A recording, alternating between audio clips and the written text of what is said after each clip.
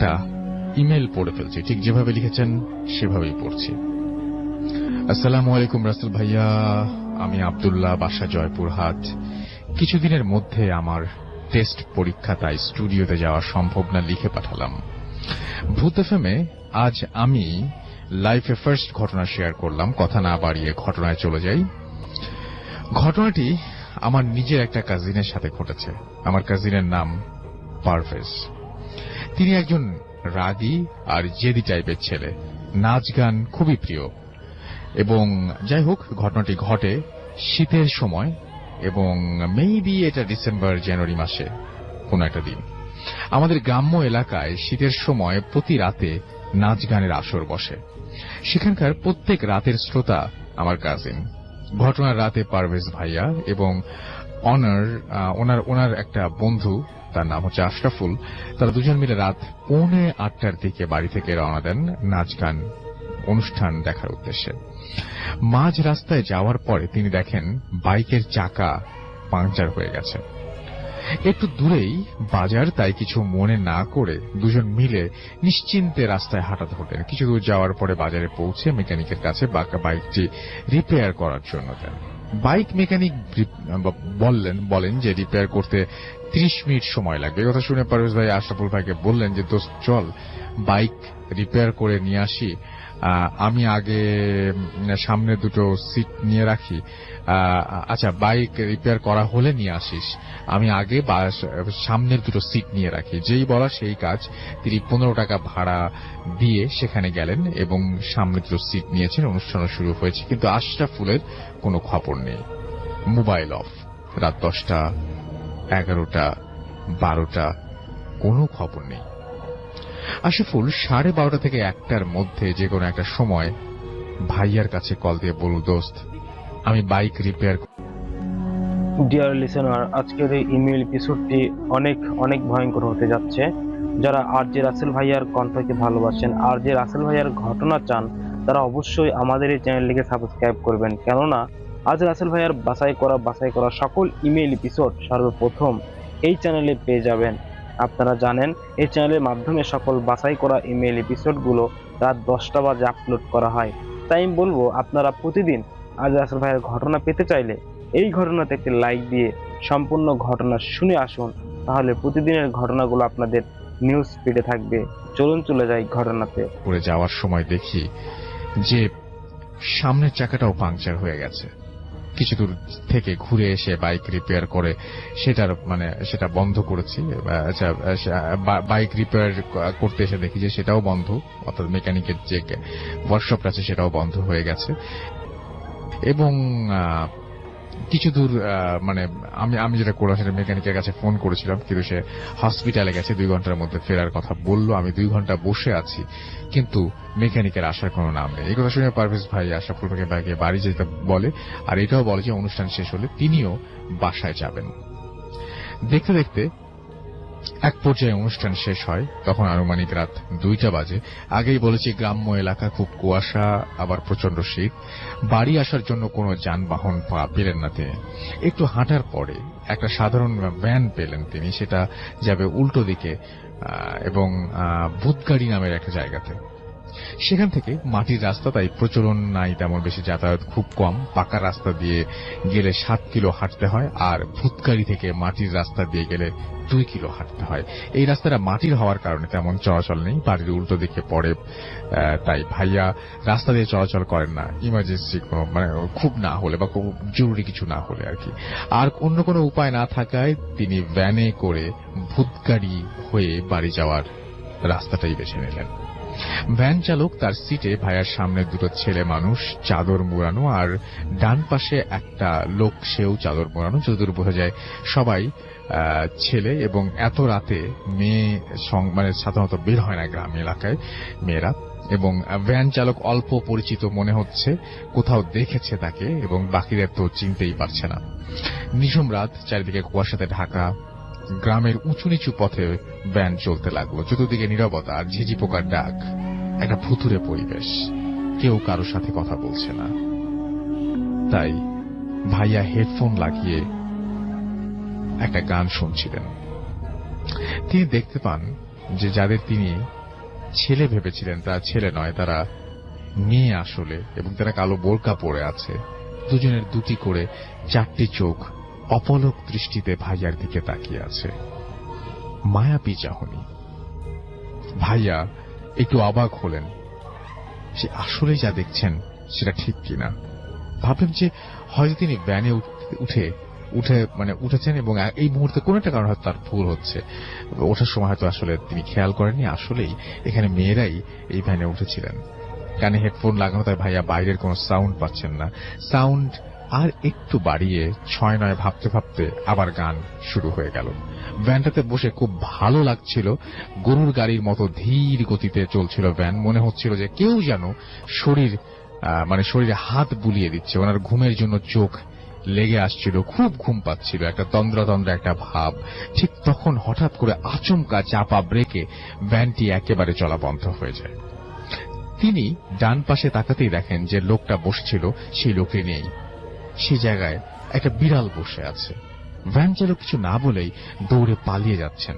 ভাইয়া খুব ভয় পেলেন, ভীতু দৃষ্টিতে সামনের দিকে তাকাতে দেখেন সেই মেয়েগুলো আসলেই কোনো মেয়ে নয়, তাদের পুরো শরীরটাই ঢাকা ছিল কালো একটা বোরকা দিয়ে, এবং অজানা এক রাগের দৃষ্টি নিয়ে তারা এখন তাকিয়ে আছে। কি ভয়ানক চোখ, আগুনের মতো চলছে 4টি চোখ।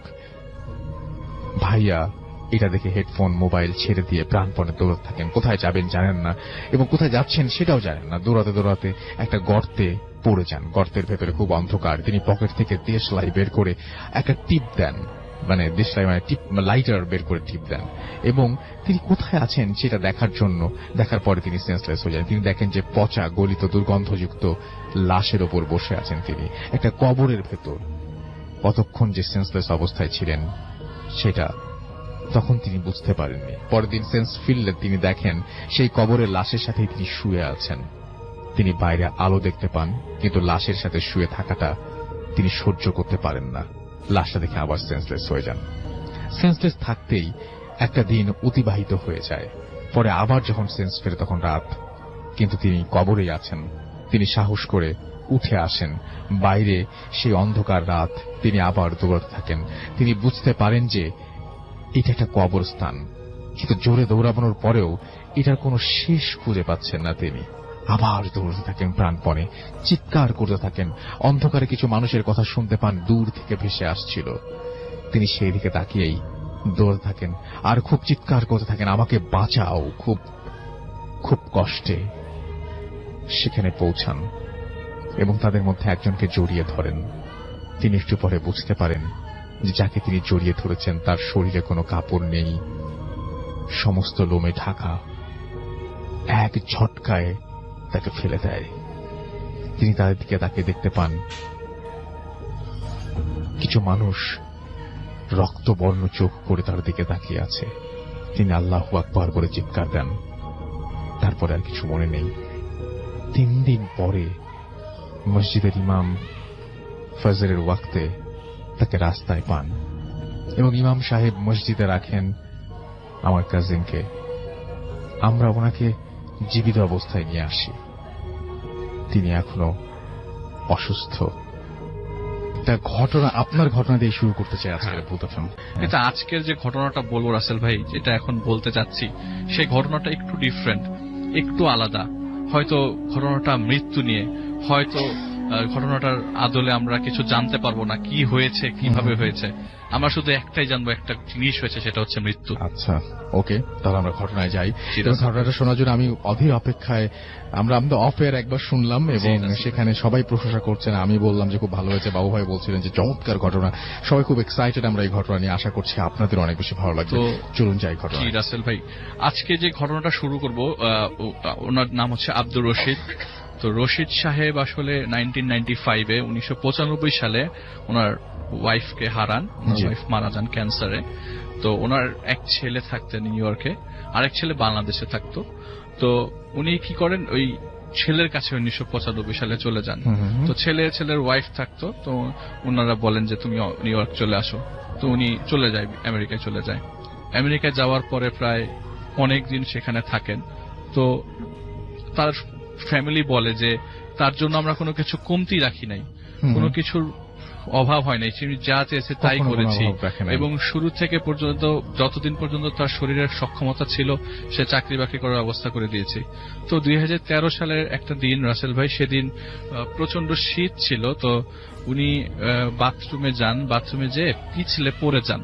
তো পড়ে যাওয়ার পরে ওনার নিচের লাম্বার 3, 4, 5 ভার্টেব্রা কলম থেকে আলাদা হয়ে যায়। আচ্ছা। তো সেই থেকে সে বিছানায় পড়ে যায়, প্রায় 1 বছর তিনি বিছানায় থাকেন এবং লাস্ট মোমেন্টে উনি ঘুমের মধ্যে মারা যান আচ্ছা।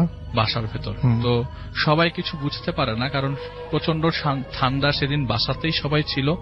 তো উনি যখন মারা যায় তো লোকজন জড়ো হয়ে যায়, সবাইকে ডেকে নিয়ে আসে এবং সবাই খুব মন খারাপ করেন, যে কারণ ওই লোকটা ওই এলাকাতেও অনেক পরিচিত সবার সাথে, শুধু মুসলিম না সবার সাথেই পরিচিত ছিল। তো লোকজন সবাই জড়ো হয়ে যায়। তো ওদিন রাতের বেলা সবাই বাসার ভেতরে থাকে, কারণ বাইরে প্রচন্ড স্নোফল হচ্ছিল। তো ভেতরে হিটার চালু ছিল। তো হিটার চালু থাকলে যে গরমটা থাকে সবার মধ্যে একটাই জিনিস হচ্ছে যে এত গরম কেন, মনে হচ্ছে যে শরীর পুলে যাচ্ছে। মানে যে চৈত্রর খরতাপে সৌদি আরবের মাঝখানে যদি কেউ দাঁড়িয়ে থাকে রোদের মধ্যে, ঠিক একই গরম লাগছে। এত গরম তো লাগবার কথা না। রাইট। তো যারা আত্মীয় স্বজন আসে সবাই, আশেপাশে যারা ছিল সবাই এসে কোরআন শরীফ পড়ছিল। তো সবার মধ্যে ডিসিশন হয় না এটা এখনই ফ্রিজারে রাখতে হবে। রাসেল ভাই, আমি বলি যে বাংলাদেশে যদি নিয়ে আসতে হয়, ওনার একটা শেষ ইচ্ছা ছিল যে ওনার ডেড বডিটা বাংলাদেশেই দাফনস্থ যেন করা হয়। আচ্ছা। তো যেহেতু ওনার শেষ ইচ্ছা, তো সেই অনুযায়ী তাকে বাংলাদেশে নিয়ে আসতে হবে। তো চাইলেই তো বিদেশ থেকে বাংলাদেশে ডেড বডি নিয়ে আসা যায় না। তো এটার জন্য আপনাকে একটা প্রসেস করতে হয়, প্রসেসের মাধ্যমে যেতে হয়। তো যেহেতু মনে হচ্ছিল যে লাশের মধ্যে গন্ধ বের হয়ে যেতে পারে বা কিছু, তো লাশ হসপিটালের ফ্রিজারে রাখা হয়। তো যেদিন ফ্রিজারে নিয়ে যায় রাসেল ভাই, ফ্রিজারের দরজা খুলছিল না। ওই রুমের ভেতরে ঢোকে তার ছেলে, আর কেউ ঢোকে নাই। ফ্রিজারের যে ফ্রিজারটা তার জন্য লোকেটেড করা ছিল, ওই ফ্রিজারের দরজা খুলছিল না। আচ্ছা। তো এইটাকে রাসেল ভাই আমি খুব অস্বাভাবিক ভাবে নিচ্ছি না, খুলতেই নাও খুলতে পারে। তো অন্য ফ্রিজারে রেখে চলে আসে তারা। প্রায় 5 দিন লাগে প্রসেস করতে। তো 5ম দিন যেদিন ওনাকে বাংলাদেশে পাঠানো হবে, সেদিন হসপিটাল, তার আগের দিন হসপিটাল থেকেই ডেড বডিটাকে ভালো করে সুন্দর করে রাতের বেলায় গোসল করে, একজন বাংলাদেশি হাজি উনি গোসল করাতে পারতেন, ওইখানকারই পরিচিত তাদের। তো তিনি হসপিটালেই ডেড বডিটা গোসল করান। গোসল করানোর সময় তার সাথে হেল্প করেছিলেন তারই ছেলে সাইদ সাহেব, যার যে আমাকে ঘটনাটা পুরোপুরি বললেন। তো সাইদ ভাই পুরাটাই একসাথে ছিলেন। তো ডেড বডিটা যখন গোসল করানো হয়, তখন উনি যখন মারা যান তখন মুখটা অনেক বড় করে হা করেছিল। এটা চাক্ষুষ চাক্ষুষ সাক্ষী শুধুমাত্র উনি না, মোটামুটি ওই এলাকায় যারা ওনার ডেড বডি দেখেছেন ওই মুহূর্তে সবাই দেখেছেন যে হা করা। তো হসপিটালে নিয়ে আসার পর এই হাটা বন্ধ করার চেষ্টা করা হয়, কিন্তু কিছুতেই হাটা বন্ধ করা যাচ্ছিল না। আচ্ছা। তো লাস্ট মোমেন্টে যখন কফিনে বডিটা ঢুকানো হয়, তখন মুখ যাতে মোটামুটি মুখটা বন্ধ থাকে সেজন্য পুরো কাফনের একটা কাপড় টুকরো করে মাথার মধ্যে বেঁধে দেওয়া হয়। তো ওনার কাফনের কাপড় পরিয়ে ওনাকে প্রসেস করে গোসল করিয়ে কফিনটা ভালো করে সিল করে পরে এয়ারপোর্টে নিয়ে যায় তারা। এয়ারপোর্ট থেকে যখন প্লেনে উঠানো হয়, তো তারা প্লেনে উঠে যায় আর কার্গোতে ডেড বডি চলে যায়। রাসেল ভাই, কেমন যে একটা ডেড বডি কার্গোতে চলে যাচ্ছে, অথচ শত শত মানুষ প্লেনে ঢুকছে, কেউ জানে না একটা ডেড বডি নিচে আছে। তো সেদিন নিউ ইয়র্ক থেকে 3টা ডেড বডি ওইদিকে ওই প্লেনের উপরে ওঠে। আচ্ছা। 3টা ডেড বডি, 3টাই বাংলাদেশের। তো যার ডেড বডি যে মারা গেছে, সে তার অবস্থা তো রাসেল ভাই রীতিমতো মেন্টালি তারা আপসেট। তো তারা প্লেনে ওঠে, প্লেনে 3টা সিট কর্নারে। তো তিনি যে সাইদ ভাইয়ের কথা বলছিলাম, তিনি এতটাই আপসেট, তো সে খুব আপসেট হয়ে পড়ার কারণে তাকে বলে তুমি জানালার পাশ দিয়ে বসো। জি। আর মাঝখানে তার ওয়াইফ বসে, আর পাশে ওয়াইফের বোন বসে। তো এক পর্যায়ে সবাই যখন প্লেনে উঠে যায়, প্লেনের মধ্যে সবাই উঠে যায়, প্লেন তখন আস্তে আস্তে রানওয়ের দিকে যায়। রানওয়েতে যাওয়ার পরে লাস্ট মোমেন্টে যখন প্লেনটা টেক অফ করবে, প্লেনের ওটা কি বলে, পাইলট অ্যানাউন্স করলো যে we are ready for take off. এটা তখন পাইলট অ্যানাউন্স করলো যে এখনই শ্বাসটা দিবে। শ্বাসটা দেওয়ার 10 থেকে 15 সেকেন্ডের মাথায় রানওয়ের মাঝখানে যাওয়ার পথে প্লেনটা ব্যাক করে রাসেল ভাই। আচ্ছা। প্লেনটা ব্যাক করে আবার প্ল্যাটফর্মে চলে আসে। যে হেভি বাতাস, ইমার্জেন্সি ল্যান্ডিং না, টেক অফ করতে পারে না। টেক অফ করতে পারে না। আচ্ছা আচ্ছা আচ্ছা আচ্ছা আচ্ছা। প্লেনটা ব্যাক করে প্ল্যাটফর্মে চলে আসে। এইটাকেও রাসেল ভাই আমি খুব স্বাভাবিকভাবে নিচ্ছি যে প্লেনটা ওই মুহূর্তে আবহাওয়ার পরিস্থিতি খারাপ থাকবার কারণে প্লেনটা কাছে উঠতে পারে না। তো তারাও জিনিসটাকে আসলে সাইদ ভাই বললো যে প্লেন যে টেক অফ করতে পারে না, এটার কোনো হদিশই আমার নাই। আমি এসব কিছুই খেয়াল করছি না। আমি জানি প্লেন টেক অফ করবে, আর আমার বাবা তো প্লেনের ভেতরে, কিন্তু আমার সাথে না। অন্য সময় যখন বাংলাদেশে যাই তখন চেয়ারের পাশে বসে থাকতো আমার বাবা, আজ আমার পায়ের নিচে একটা বক্সের মধ্যে বসে আছে, শুয়ে আছে। তো তিনি 1 ঘন্টা প্লেনটা ডিলে হয় এবং এরপরে প্লেন আকাশে ওড়ে। প্লেন আকাশে ওড়া অবস্থায় যেটা ওনার কাছে মনে হচ্ছিল যে সবাই তো নর্মাল অবস্থায় ছিল, সবার এই গুমট পরিবেশটা ফিল হয় নাই হয়তো, কিন্তু আমার কাছে মনে হচ্ছিল যে আমার অক্সিজেন বডিতে কমে যাচ্ছে, আমি নিঃশ্বাস নিতে পারছি না। কিন্তু শুধু আমি না, আমি একাই হয়তো বা পারছি না, আর তো সবাই দেখি নর্মাল। তো তার খারাপ লাগছিল যে আমি উপরে বসে আছি, আমার বাবা নিচে কফিনে শুয়ে আছে একটা বাক্সের মধ্যে, অথচ সবসময় যখন যাওয়া আসা করতাম পাশে বসতেন। তো তার জিনিসটা খারাপ হতে হতে একটা সময় তিনি ঘুমিয়ে পড়েন। তো প্লেন ঘুমানোর পরে যখন ঘুম ভাঙে তখন তিনি প্লেনের সামনের সিটের টিভিতে দেখলেন প্লেন এখন 39,000 ফিট উপরে। আচ্ছা। তো 39,000 ফিট উপরে তো আশেপাশে ঘর বাড়ি দালান কোঠা কিছুই দেখা যাবে না অবশ্যই। তো উনি জাস্ট একটা জিনিস জানালার দিকে অন্যমনস্ক হয়ে তাকাতেই দেখেন যে প্লেনের লাইট জ্বলছে এবং দূরে একটা সাদা আভা দেখা যাচ্ছে। আচ্ছা। খুব মানুষের একটা শেপের একটা আভা। আচ্ছা। দূর থেকে দেখা যাচ্ছে, অন্ধকারের মধ্যে দেখা যাচ্ছে। আকাশের মধ্যে মেঘের বাড়ি তো খাচ্ছে, কিন্তু দেখা যাচ্ছে ক্লিয়ারলি প্রপারলি। তিনি তাকিয়ে আছেন, তো অপলক দৃষ্টিতে তাকিয়ে আছেন। তার কাছে মনে হচ্ছিল কি এটা, কি ধরনের আভা। তো পরে তখনই তার ওয়াইফকে ঘটনাটা বললো যে আমি তো দূরে একটা আভা দেখতে পাচ্ছি, আমার জানি কেমন লাগছে। বলে যে তোমার এসব কিছু না, তুমি জাস্ট চেয়ারটা একটু বাঁকা করে শুয়ে পড়ো আর তুমি সিট চেঞ্জ করো। তো তাকে একদম কর্নারে, আবার এই জানলা থেকে উঠে একদম কর্নারের সিটটা দিয়ে দেয়। তো তিনি এক ঘুমে কিছুক্ষণ পরে যখন ঘুম থেকে উঠে দেখে যার কিছু 2 ঘন্টা 3 ঘন্টা পরে সে তারা মাঝখানে যেখানে ট্রানজিট পড়েছে দুবাই ল্যান্ড করবে। দুবাইয়ে নামার পরে এয়ারপোর্টের ভেতরে তাদের প্ল্যাটফর্ম নাম্বার পরে A24। তো নর্মাল প্ল্যাটফর্ম থেকে যাওয়ার পথে A24 বাংলাদেশের প্ল্যাটফর্ম। তো সেখানে যাওয়ার পথে তারা মাঝখানে হঠাৎ করে একটু বসে রেস্ট নিচ্ছিলেন। তো মন স্বভাবতই খারাপ, তিনি হঠাৎ করে দাঁড়িয়ে দূর থেকে কাকে যেন ইশারা করলেন। তার ভাষ্য মতে যে আমি দূরে একটা আভা দেখতে পাচ্ছি, কেমন যেন আমার দিকে ইশারা করছে। আর তার ওয়াইফ দেখলো যে তার হাজবেন্ড কাকে জানি ইশারা করছে। তারা দৌড়ে গিয়ে ওনাকে ধরে বলে, তুমি কোথায় আগাচ্ছ, তুমি এখানে বসো। সাইদ সাহেবকে বসিয়ে তার মাথার মধ্যে কিছুক্ষণ পানি ঢাললেন এবং তাকে নর্মাল করে বসালেন। তো অনেকক্ষণ ট্রানজিট থাকার পর বাংলাদেশের উদ্দেশ্যে তারা রওনা হলেন। তো তার কথা হলো, ভাই আমি যখন নিউ ইয়র্ক টু দুবাই আসি আমার কাছে এতটা খারাপ, এত গুমট, এত খারাপ লাগলো, মনে হয় যে অক্সিজেনটা মাস্কটা খুলে এখন মুখে লাগাই। অথচ দুবাই থেকে বাংলাদেশ আসার সময় তার আর কোনো কষ্ট হচ্ছে না, একদম নর্মাল। তো তার কাছে মনে হয় যে যেসব জিনিস হচ্ছিল আমার সাথে সেগুলো নর্মালি ছিল। এগুলি তার মনের ভ্রান্ত ধারণা। আর বাবা মারা গেছে, স্বাভাবিকভাবে তিনি অনেক আপসেট। তো বাংলাদেশে নামার পরে তিনি তারা ওয়াইফকে বাংলাদেশে নামার পর আত্মীয় স্বজনের কাছে দিয়ে দেন এবং ডেড বডিটা আলাদা জায়গা দিয়ে, বলে যে ওনার কথা মতো যে আহারে লাগেজ গুলা কি সুন্দর আলাদা করে আসতেছে, আর ডেড বডিটা এত অবহেলার চোটে বাংলাদেশে এখানে ফেলে রাখে। আমার নিতে খুব কলিজা দূর দূর করছিল। আসলে রাসেল ভাই আমি হন্টেড কিছু বলছি না, কিন্তু ঘটনাটা একদম মনের কথা বলছি। তো ডেড বডি রিসিভ করে যখন তার মিরপুরের বাসায় নিয়ে আসা হয়, তো ডেড বডির কফিনটা তো খুব শক্ত করে অ্যাটাচ থাকে। তো অ্যাটাচমেন্টটা খোলার জন্য ডেড বডির কফিনটা ভেঙে ফেলতে হচ্ছিল। তো তিনি ভাঙানোর সময় পিছিয়ে একটু দূরে গ্যারেজের মধ্যে বসেছিল, তাদের নিজেদের বাড়ি, সে গ্যারেজে বসেছিল। তো ডেড বডির কফিনটা খোলানোর পর ডেড বডিটা আস্তে করে ডেড বডি কফিন থেকে বের করে বাংলাদেশের যে মসজিদের খাটিয়া আছে সেই খাটিয়ার মধ্যে শোয়ানো হয়। তো কফিনের যেহেতু আত্মীয় স্বজন সবাই জমে গেছে, সবাই লাশ দেখতে এসছে, তো মাথার উপরের যে গিটটা সেটা খুলে দিয়ে ডেড বডি দেখানোর সময় তো ওই হু করতে করতে লোকজনের ভাষায় কথাবার্তা ভেসে আসছে, যেমন আহা কি সুন্দর চেহারা, কি সুন্দর হাসি, মরে যাওয়ার সময় মনে কোনো কষ্টই পায়নি, একটা হাসি দিয়ে আছে। আর উনি কি করলো, দৌড়ে আসলো, কারণ উনি তো গোসলের সময় ছিল, ওনার বাবা তো হা করেছিল, হাসি দিয়েছিল না। উনি যখন দেখলো কফিন ডেড বডিটা তখন দেখলো যে আরে বাবা দেখি পুরো হা করে আছে। তুমি সবাইকে বলতে ভাই আমি যখন কফিন গোসল করাই আমি দেখি হা করে আছে, এখন দেখি হেসে আছে। আর সবচেয়ে ইম্পর্টেন্ট বিষয় রাসেল ভাই, চোখ দিয়ে কোনা দিয়ে একটু পানি বেরিয়েছে।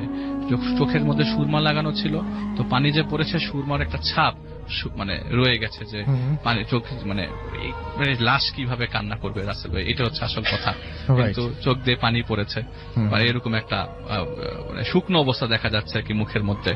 তিনি সবাইকে বলতে থাকে, তো সবার মধ্যে একটা ভীত সন্ত্রস্ত অবস্থা সৃষ্টি হয়, সবাই খুব ভয় পেয়ে যায়, হ্যাঁ এটা কি বলে। লাস্ট দেখি চোখের পানি ফেলতে বলে যে আমি যখন লাস্ট মোমেন্টে প্যাক আপ করি, লাস্ট যখন গুছিয়ে ফেলি কফিনে উঠাই, তখন তো চোখটা পরিষ্কার ছিল, এখন এই চোখ দিয়ে ইয়া পড়ে গেছে, এটা কি বলে সুরমা গড়িয়ে পড়ছে কর্নার দিয়ে, চোখ দিয়ে পানি বেরিয়েছে, তো সবার পড়ছে, চোখ দিয়ে পানি পড়েছে, তো সবাই খুব ভয় পেয়ে যায়, বলে যে এই লাশ আর দেরি করা যাবে না, এটা খুব তাড়াতাড়ি কবর দিয়ে ফেলতে হবে। তো যেহেতু পূর্ব পরিকল্পনা ছিল লাশ কবর খুব তাড়াতাড়ি কবরস্থ করতে হবে, মুন্সিগঞ্জ নিয়ে যাবে তোদের গ্রামের বাড়িতে, তো লাশ ঢাকা থেকে মুন্সিগঞ্জ নিয়ে যায়। এই ঘটনা শোনার পর অনেকে ঢাকা থেকে মুন্সিগঞ্জ জানে ভয়ে, যে লাশ নাকি বাধা, সেই বাধা নরমাল হয়ে লাশ হেসে আছে। এত ভয়ের অবস্থা লোকজনের মধ্যে, সবার মধ্যে ভয় ঢুকে গেছে। জানাজা পরেই যাদের যাওয়ার কথা ছিল তারা পর্যন্ত যায় নাই আচ্ছা মুন্সিগঞ্জে। তো তারা মুন্সিগঞ্জ যায়, গ্রামের বাড়িতে যায়, গ্রামের বাড়িতে যে কবর দেয় দাফন করার সময়, তো কবরে নামতে হয় ছেলেকে, তিনি ছেলে আর তার এক ভাই ছিলেন, একটু স্বাস্থ্য থাকবার কারণে তিনি আর নামে নাই, তার চাচা নেমেছেন। তো লাশ যখন কবরে নামানো হয়, পশ্চিম দিকে মুখটা একটু কাত করে দেওয়া হয়, তো মাথাটা কাত করেছেন তিনি নিজেই, সাইদ সাহেব নিজেই। তো কাজ করার সময় তার মনে চায় যে বাবাকে শেষবারের মতো একটু দেখে নিব। আচ্ছা, যে রাসেল ভাই সে কবরের ওই লাশের কাফনের যে গিটটা আছে, ওই গিটটা খুলে হালকা করে একটু কফনের কাপড়টা সরিয়ে দেখে লাশটা আরো জোরে হাসি দিয়ে আছে, আরো এক্সপ্যান্ডেড হাসি দিয়ে আছে, আরো ব্রড স্মাইল দিয়ে, আরো বেশি হাসি, আরো বড় হাসি দিয়ে আছে, এবং চোখের পানি পড়ে যাচ্ছে চোখ দিয়ে। তো উনি কান্নায় ভেঙে পড়ে, তবে সবাই টেনে নিয়ে আসতে পারে না, এত কান্না করছে, কারণ মা ছিলেন না, বাবাই তো সব ছিল, অনেকদিন সাথে ছিল, বাবার সাথে অ্যাটাচমেন্টটাও বেশি ছিল। তো তিনি খুব কষ্টে, কেউ কবর থেকে তাকে উঠাতে পারেন নাই। তো যখন কবর দেওয়া হয়েছে, অনেকক্ষণ কবরের পাশে দাঁড়িয়েছিল। আসলে রাসেল ভাই পরের দিন যখন তাকে চলে যেতে হয়, হয়তো তাকে তো তার নর্মাল লাইফ লিড করতেই হবে, তো সে তার শেষবারের মতো কবরটা আবার জিয়ারত করতে যায় কাছে। তো কাছে জিয়ারত করার সময় ওই আশেপাশে কোনো কবর ছিল না, একটা মসজিদ ছিল। তো তিনি যখন ব্যাক করেন তখন সকাল 10টা বাজে, মসজিদে কোনো কেউ ছিল না, তখন একটা ঘুমট হাসির শব্দ পাচ্ছিলেন তিনি কবরের পাশ থেকে। তার কাছে একটু উইয়ার্ড লাগে, কিন্তু তিনি কথাটা কাউকে বলেন নাই। এই নিয়ে সে মোটামুটি ঢাকায় আসে, সময় যায়, নিউ ইয়র্ক চলে যায়, তিনি আবার ব্যাক করে চলে যায়, লাইফস্টাইল রাসেল ভাই চলতে থাকে। তো রাসেল ভাই অনেক কথাই তো বলি, অনেক সময় অনেক কিছু বলি, কিছু কিছু ঘটনা রাসেল ভাই আসলে অন্তরালে থেকে যায়, সেসব ঘটনা অনেক সময় শেয়ার করা যায় না। আমার কাছে মনে হয়েছে রাসেল ভাই এই ঘটনাটা আজকের দিনে শেয়ার করাটা আমার খুব দরকার। না আসলে অন্যরকম একটা ঘটনা, এবং আমার মনে হয় যে সবারই অনেক ভালো লেগেছে। আজকে শুধু একটি ঘটনা নয়, বেশ কয়েকদিনের ঘটনা একসাথে করে লিখছি। লেখায় কোনো ভুল ত্রুটি থাকতে পারে, একটু পড়ে শোনালে খুশি হব, কেননা রাসেল ভাইয়ের মুখ থেকে ঘটনা বরাবরই অসাধারণ লাগে শুনতে। উল্লেখ্য, আজকে যে ঘটনাটি পাঠাবো, এই ঘটনাটি আগেও একবার পাঠিয়েছিলাম, কিন্তু কোনো কারণে হয়তো ঘটনাটি সবার অগোচরেই থেকে গেছে, তাই আজকে নতুন করে বানান ও যত সম্ভব ভুল ঠিক করে লেখার চেষ্টা করছি। দিনটি ছিল বৃহস্পতিবার। প্রতিদিনের মতো নাজিম সকালে অটো নিয়ে শহরে চলে যায় এবং সারাদিন অটো চালিয়ে দুপুর নাগাদ বাড়িতে ফিরে আসেন, এবং তার ছেলের খবর শুনে ভীষণ খুশি হন, এবং সেদিনই সন্ধ্যাবেলায় পুরো গ্রামে মিষ্টি বিলান। সবকিছু খুব ভালোই চলছিল, কিন্তু কে জানত আজকে রাতেই তার জীবন পুরোপুরি বদলে যাবে। আল্লাহ যে কার ভাগ্যে কখন কি লিখে রাখে তা তিনিই ভালো জানেন। সেদিন রাতে 11টার দিকে শুরু হয় বিশাল আকারের একটি ঝড়। ঝড়ের দিনে সাধারণত গ্রামের বাজারের দোকানগুলো তাড়াতাড়ি বন্ধ করে দেওয়া হয়। সেদিনও ঝড়ের কারণে সকল দোকানদার দোকান বন্ধ করে তাড়াতাড়ি বাড়িতে চলে যান। ওই বাজারে একজন দোকানদারের নাম ছিল ফেলু দোকানদার। তার বাড়ি ছিল আমাদের গ্রাম থেকে প্রায় 10 কিলোমিটার দূরে কাঁকনহাট নামের একটা স্থানে। তিনি ঝড়ের সময় বাড়িতে যেতে না পারায় ভেতরে বন্ধ করে থেকে যান, কিন্তু ঝড় 12টা নাগাদ শেষ হয়ে গেলেও তিনি আর বাড়িতে ফেরেন না, এবং অনবরত ফোন করা হলেও রিসিভ করেন না। এক পর্যায়ে তার পরিবারের লোকজন চিন্তিত হয়ে রাতে দোকানদারের পাশের দোকানদারকে ফোন দেয়, যার বাড়ি দোকানের পাশেই ছিল। পরে সেই দোকানদার এবং গ্রামের কিছু লোক ওই দোকানে এসে ডাকাডাকি করে, কিন্তু অনেক ডাকার পর যখন দোকানের ভেতর থেকে কোনো জবাব আসে না, তখন তারা দোকান খুলে দেখে সে মেঝেতে পড়ে আছে। পরে কাছে গিয়ে ডাকলে তারা দেখে তিনি মৃত। পরে গ্রামের লোকজন তার পরিবারকে খবরটি জানান। এই খবর শুনে তার পরিবার থেকে কিছু লোক রাতে এসে উপস্থিত হন এবং রাতের বেলায় সেই লাশটি নিয়ে যাওয়ার সিদ্ধান্ত নেন। যেহেতু সেই দোকানদারটির বাড়ি বেশ খানিকটা দূরে ছিল, তাই তারা রাতে নাজিমকে ফোন করে তার অটোটি নিয়ে যেতে বলে এবং নাজিমও তাতে রাজি হয়ে যায় এবং সেই রাতে অটো নিয়ে রওনা হয়। তারপর বাজারে গিয়ে লাশটি অটোতে তুলে তার বাড়িতে যেতে শুরু করে।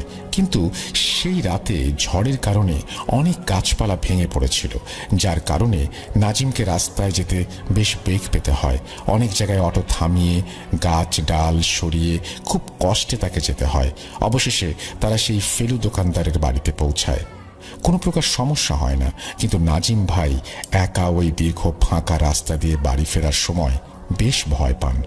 পুরো রাস্তা জুড়েই তার মনে একটা অন্যরকমের ভয় কাজ করে। কিন্তু রাস্তার পাশে অনেক গাছ ভেঙে পড়ে থাকতে দেখে তিনি ভাবতে থাকেন তার বাড়ির পাশে রাস্তার ধারে কোনো গাছ বা ডাল ভেঙে পড়ে থাকলে তিনি জ্বালানি হিসেবে ব্যবহারের জন্য সেটা সংগ্রহ করবেন। যেই ভাবা সেই কাজ। তিনি বাড়িতে ফিরে অটোটি রাস্তায় রেখে বাড়ি থেকে সামান্য দূরে অবস্থিত একটি ব্রিজের অন্য পাশে গিয়ে দেখেন সেখানে বেশ কিছু ছোট বড় ডাল ভেঙে পড়ে আছে। তখন রাত 2:30 হবে।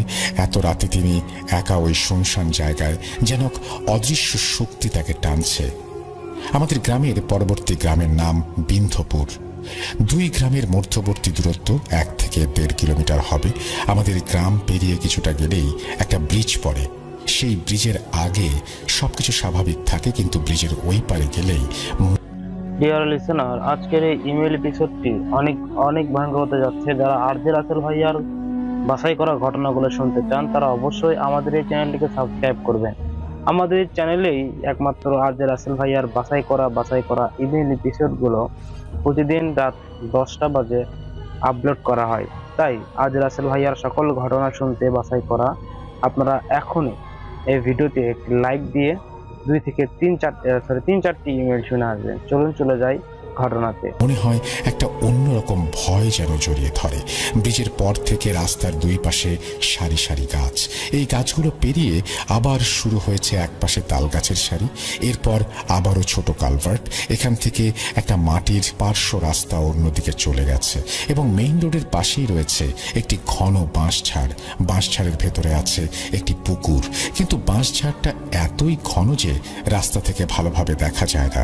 এই বাঁশঝাড় কেন্দ্রিক অনেক ঘটনা আছে।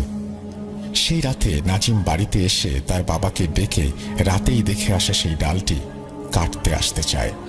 এত রাতে ডাল কাটতে যেতে তার মা বাবা অনেক বারণ করে, কিন্তু সে কিছুতেই কারো কথা শোনে না এবং একটি দা নিয়ে বাড়ির বাইরে চলে যায়। কিন্তু তার কুকুরগুলো এসে তার পথ আটকায়। নাজিম ভাইয়ের বাসায় 2টি কুকুর ছিল এবং কুকুরগুলো নাজিম ভাইকে অনেক ভালোবাসতো। নাজিম ভাই যতক্ষণ বাড়িতে থাকতো কুকুরগুলো তার সাথেই থাকতো।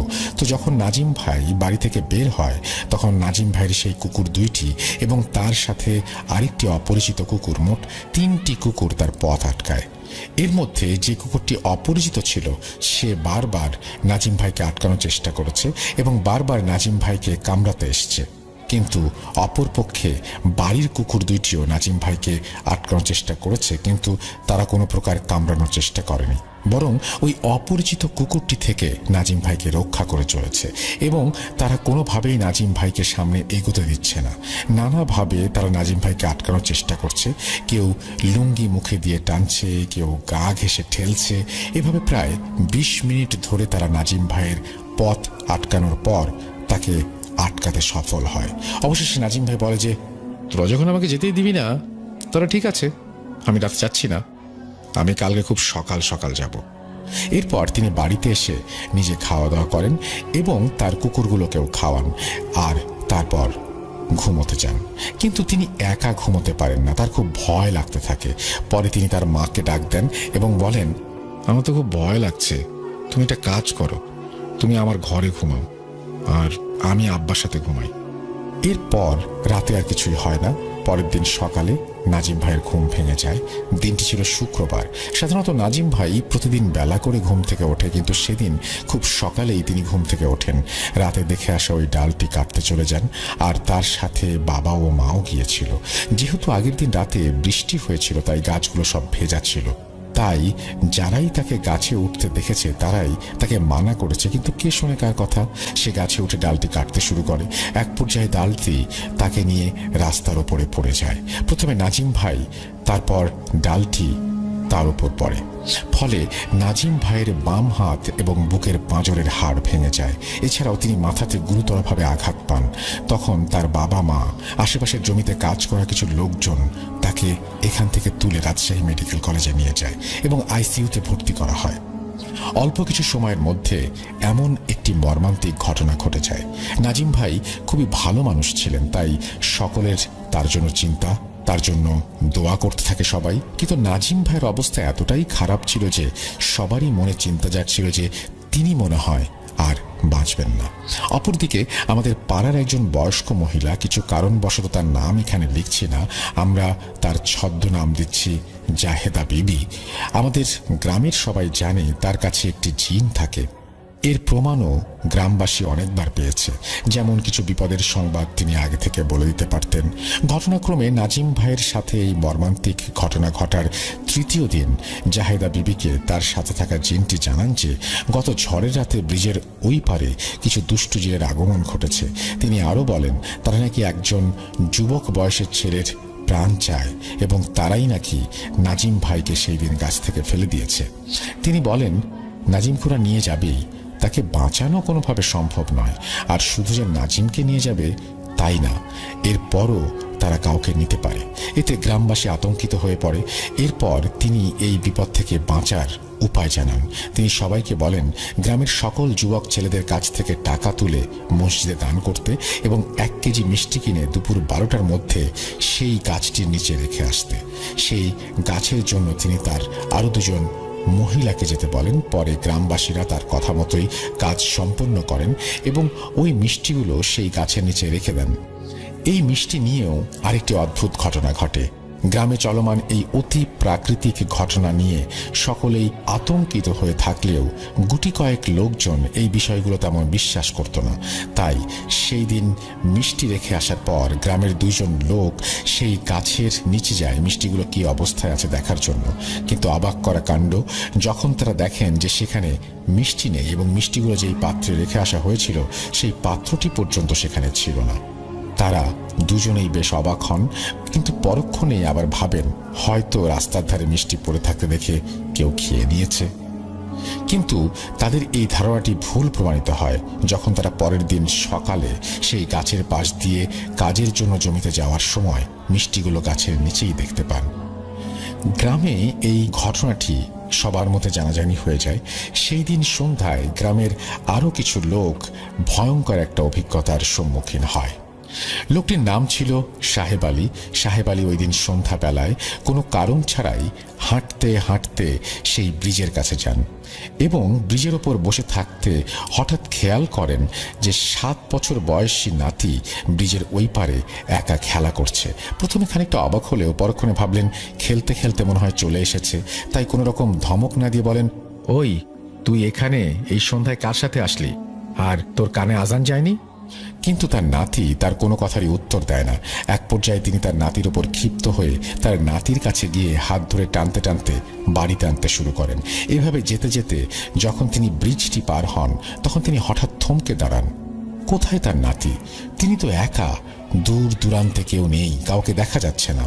অথচ তার ঠিক মনে আছে ব্রিজে ওঠার সময় তিনি তার নাতির হাত ধরেছিলেন। তিনি ওই মুহূর্তে প্রচন্ড ভয় পেয়ে যান এবং আল্লাহর নাম নিয়ে জোরে এক দৌড়ে বাড়িতে পালিয়ে যান এবং বাড়িতে গিয়েই জ্ঞান হারান। পরে এই বিষয়টি জানাজানি হলে গ্রামের লোকজন আরও আতঙ্কিত হয়ে পড়ে।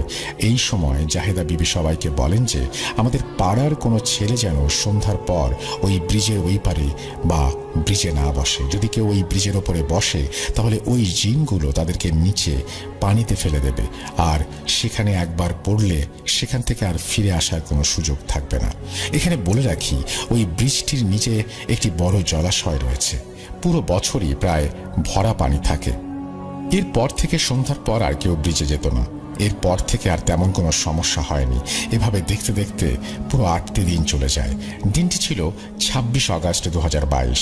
সেই দিন বিকেলে আমাদের ঋষিকুল মাঠে গার্লস স্কুলে নতুন ভবন উদ্বোধন উপলক্ষে একটি প্রোগ্রাম হচ্ছিল। আমরা সকলেই সেখানে উপস্থিত ছিলাম। এমন সময় নাজিম ভাইয়ের মৃত্যুর সংবাদ আসে। এই কথা শোনার পর আমাদের পায়ের নিচ থেকে মাটি সরে যায়। পুরো গ্রামে যেন একটা শোকের ছায়া নেমে আসে। গ্রামে অনেক লোক মারা গিয়েছে, কিন্তু গ্রামের লোকজন কখনো এতটা ভেঙে পড়েনি।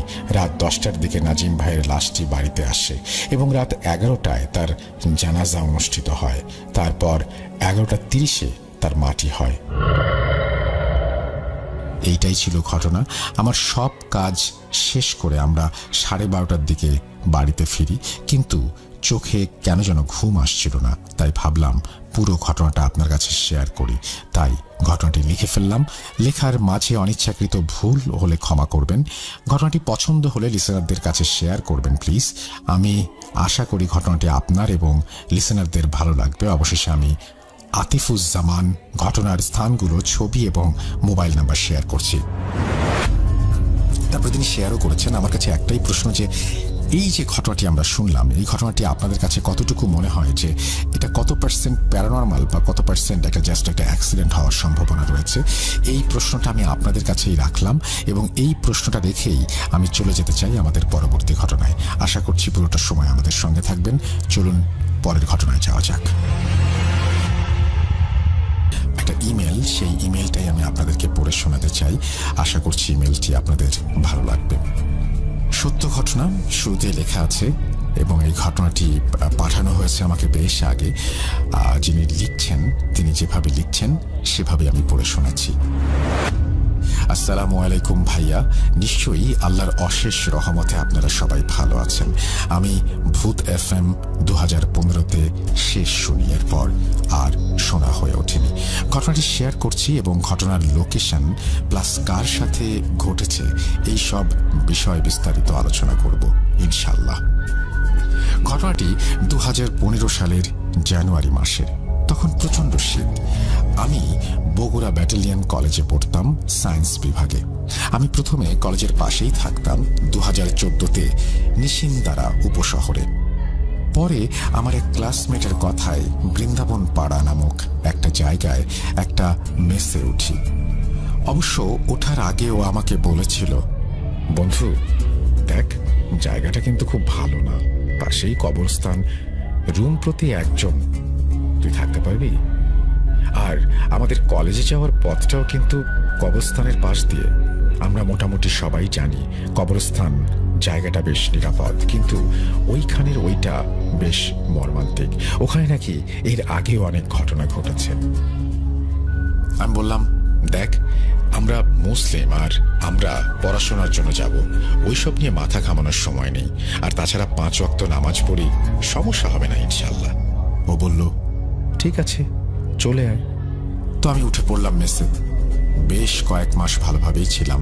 ওখানকার ছোট বড় সব ভাইদের সাথেই বেশ ভালো মানিয়ে নিয়েছিলাম। তো মূল কথায় আসি, আমি যে মেসে থাকতাম ওইটা অনেক বড়। ওইটা ব্লক সিস্টেমে A থেকে E পর্যন্ত। আমি E-তে থাকতাম আর যে ছেলের ঘটনা ও D-তে থাকতো।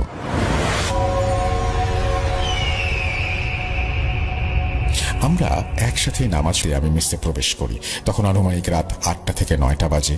আপনারা বিশ্বাস করবেন না, ওর বিছানা থেকে লাফ দিয়ে ঘরের ওপরের সিলিংয়ের সাথে ধাক্কা খায়, জানালার দরজায় প্রচন্ডভাবে আঘাত করে।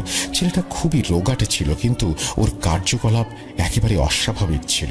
পরে আমরা সিদ্ধান্ত নেই ওর পরিবারকে জানাবো ব্যাপারটা। ওর বড় ভাইয়ের নাম্বার ছিল, তখন ওনাকে ফোন দেয়া হয়। ছেলেটা বাসা বগুড়া থেকে একটু বাইরে, সম্ভবত কালাই নামক একটা জায়গায়। ওনার আসতে একটু দেরি হয়। তখন রাত প্রায় 12টা বাজে। আমরা সেদিন পুরো সব ব্লকের যত মেম্বার ছিলাম কেউই ঘুমাতে পারেনি, সারা রাত জাগা। ছেলেটা ওইসব কার্যকলাপ করতে করতে একসময় হঠাৎ অজ্ঞান হয়ে যায়। তখন আমরা ওকে শুইয়ে রাখি। তারপর ওর ভাই আসে, তখন আনুমানিক রাত 2টা। আমরা সব ঘটনা খুলে বলি। উনি সব শুনে খুবই নিস্তব্ধ হয়ে পড়েন। আমরা ওনাকে বলি, ভাইয়া, ও তো জ্ঞান হারিয়ে ফেলেছে আর এখন অনেক রাত হয়েছে, যা দেখার কাল দেখা যাবে। আমরা সবাই যে যার ব্লকে গিয়ে শুয়ে পড়ি, কিন্তু ঠিক 4টার দিকে ও আবার চিৎকার চেঁচামেচি শুরু করে। আমরাও ঘাবড়ে যাই, এত রাতে কি করব আমরা। পরে ভাবলাম এইসব ভেবে আর লাভ নেই, ওই হুজুরটা আসলে তখনই ওর একটা ব্যবস্থা করা যাবে। পরের দিন সকালে আমরা ওর রুমে গেলাম, গিয়ে দেখলাম ও মেঝেতে উপুর হয়ে শুয়ে আছে, কিন্তু ওর শরীরে বিন্দুমাত্র শক্তি ছিল না, কারণ সে গতকাল কিছুই খায়নি। ওর হালকা জ্বরও ছিল আর মাথাটা প্রচণ্ড হারে গরম ছিল। আমরা আর দেরি না করে সেই হুজুরের বাড়িতে গেলাম, যিনি গতকাল এসেছিলেন, খোঁজ নেয়ার জন্য যে অন্য যে হুজুরের কথা তিনি বলেছিলেন তার কাছে গিয়েছিলেন কিনা। উনি বললেন তিনি গিয়েছিলেন এবং যাওয়ার পরপরই উনি কিছু বলার আগেই তাকে দেখে বলেন, তুমি চিন্তা করিও না, আমি ব্যাপারটা দেখছি, আর আমি কালকে সন্ধ্যার দিকে ওইখানে যাব, কিন্তু তোমরা ওই ছেলের, রনির, যাকে পজেস্ট করেছে, সামনে আমার বিষয় নিয়ে কোনো কথা বলবে না। আমরা ওখানে আসছি, ও জানতে পারলে ওর পরই আরো বেশি ক্ষতি করবে। তো আমরা কথাটা শুনে চলে আসলাম। তখন সন্ধে প্রায় ঘনিয়ে এসেছে। হুজুর এশার নামাজ পড়ে ওই হুজুরকে সাথে নিয়ে আসলেন। তিনি মেসে ঢোকা মাত্রই রনি চোখ খোলে। ওর চেহারা দেখে আমরা হতবিহ্বল হয়ে পড়ি। পুরো চোখ লাল বর্ণের, আর মুখমণ্ডল নীল, আর ঠোঁট কুচকুচে কালো। ও জায়গা সেটা গোপনীয় থাক, আর ও, আমি আর রনির বড় ভাই ওখানে থাকার কারণে কিছু বলছিল না। তোমরা যাওয়ার পরে আমাকে সবকিছু পরিষ্কারভাবেই বলে। তারপর হুজুর চলে যায়। পরে আমরা সবাই রুমে ঢুকি, দেখি ও বিছানায় জ্বরে কাতরাচ্ছে। আমাদেরকে আর ওর বড় ভাইকে দেখে ও ভীষণ ঘাবড়ে যায়। আপনারা এত মানুষ এখানে, কি হয়েছিল? আমরা আর কিছু না বলে ওকে খাইয়ে দেই। খেয়ে জ্বরের ওষুধ খেয়ে ও ঘুমিয়ে যায়। পরের দিন ও আল্লাহর রহমতে সুস্থ হয়। ওই ঘটনার পর আমরা গোরস্থানের ওই রাস্তা দিয়ে যাওয়া আসা বন্ধ করে দিয়েছিলাম, আর কেউ ওদিকে যেতাম না। তো ঘটনাটি কেমন ছিল অবশ্যই জানাবেন। আর এটা পুরোপুরি সত্য ঘটনা, যার কারণে হয়তো খুব বেশি টুইস্টও নেই, কিন্তু আশা করি আপনাদের ভালো লাগবে ঘটনাটি। অনেকের ঘটনার সাথে খানিকটা মিলেও যেতে পারে। বগুড়ায় যারা আছেন লিসনার্স, সবাইকে আমার অনেক অনেক ভালোবাসা, আর যারা আছেন দেশের বিভিন্ন প্রান্তে তাদেরকেও অনেক ভালোবাসা ও শ্রদ্ধা। আমি অনেক ব্যস্ত থাকি কাজের প্রেসারে, যার কারণে আর শুনতে পারি না ভূত FM। ভালো থাকবেন। আসসালামু আলাইকুম। অনেক অনেক শুভকামনা ভূত.com এর প্রতি। আল্লাহ হাফেজ। এই বলে তিনি তার ঘটনা শেষ করেছেন। থ্যাংক ইউ ভেরি মাচ আপনার স্টোরির জন্য। আমরা অনেক ধন্যবাদ জানাই। আশা করছি এই ঘটনাটি আপনাদেরও ভালো লেগেছে। আমরা চলে যাব আমাদের পরবর্তী ঘটনায়। Welcome back. আপনাদের সবাইকে আরও একবার স্বাগত জানাচ্ছি। আমি রাসেল, আর আমি আপনাদের কাছে রিকোয়েস্ট করব কয়েকটা। সেই রিকোয়েস্টের মধ্যে প্রথম রিকোয়েস্ট হচ্ছে যে বেশি করে ঘটনা পাঠান। আমরা চমৎকার কিছু এপিসোড আপনাদের সামনে নিয়ে আসতে চাই, হাজির করতে চাই। সেজন্য আপনাদের ঘটনা খুব বেশি প্রয়োজন, বিশেষ করে অডিও ক্লিপ অবশ্যই পাঠাবেন আমাদেরকে। আর এখন পর্যন্ত আমি দেখতে পাচ্ছি প্রচুর আমাদের লিসেনার্স যারা আছেন তারা পৃথিবীর বিভিন্ন প্রান্ত থেকে, পৃথিবীর অনেক জায়গা থেকে আমাদের ঘটনা পাঠাচ্ছেন। সেটা হতে পারে উত্তর আমেরিকা, সেটা হতে পারে ইউরোপ, সেটা হতে পারে আফ্রিকা, সেটা হতে পারে এশিয়ার অন্য দেশগুলো। স্পেশালি আমরা কানাডা, আমেরিকা, লন্ডন, এই সমস্ত জায়গা থেকে বেশ কিছু স্টোরি পাচ্ছি। আস্তে আস্তে সেই স্টোরিগুলো আপনাদের সামনে নিয়ে আসবো। আর একই সাথে আমরা ইন্ডিয়া থেকেও প্রচুর স্টোরি পাই। ইন্ডিয়াতে সুবিধা হয় যে আমাদের মানে যে ঘটনাগুলো তারা পাঠান, যেই বর্ণনা থাকে, মানে পরিস্থিতির বর্ণনা, সেই বর্ণনাগুলো আমাদের দেশের সাথেও খুব ভালোভাবে মিলে যায়, কারণ একদম পার্শ্ববর্তী দেশ। এবং যারা দেশের বাইরে থাকেন তারাও যখন বলেন সেটাও একটা ভিন্ন মাত্রা যোগ করে, কোনো সন্দেহ নেই। আমি বলবো যে আপনারা বেশি করে অডিও ক্লিপ পাঠান। আমাদেরকে সবচেয়ে বেশি ঘটনা পাঠান যারা, তারা হচ্ছে, আমি এই জন্য নামটা সবার মধ্যে ঢুকাইনি, আমি আলাদাভাবে বলছি, তারা হচ্ছে যারা আমাদের লিসনার্স যারা মিডল ইস্টে থাকেন। আপনাদেরকে অসংখ্য ধন্যবাদ। আপনাদের ভালোবাসার কোনো তুলনা হয় না। এবং আপনারা, আমি জানি যে প্রচণ্ড ব্যস্ত সময় কাটান, কাজ কর্ম নিয়ে নানান রকমের ব্যস্ত থাকে, তারপরেও সময় করে যে আমাদের শোনেন এবং তারপরে আবার ঘটনাও পাঠান, এই জন্য আমি অনেক বেশি কৃতজ্ঞ। আমার ভালোবাসা নিন, আমার শ্রদ্ধা গ্রহণ করুন। আশা করছি এভাবেই পাশে থাকবেন। সত্যি কথা বলতে যেটা, আপনারাই আমার সামনে এগিয়ে যাবার ভরসা, এবং সেই কারণেই সাহস করে ইউটিউবে শো করতে আসা। আমি যখনই আপনাদেরকে বলি যে সাবস্ক্রাইব করতে হবে, আমি দেখছি যে আপনারা সাবস্ক্রিপশন শুরু করে দিয়েছেন। আমি যখন বলি যে ফেক চ্যানেলগুলোতে গিয়ে শুনবেন না, আপনারা সেটাও করছেন।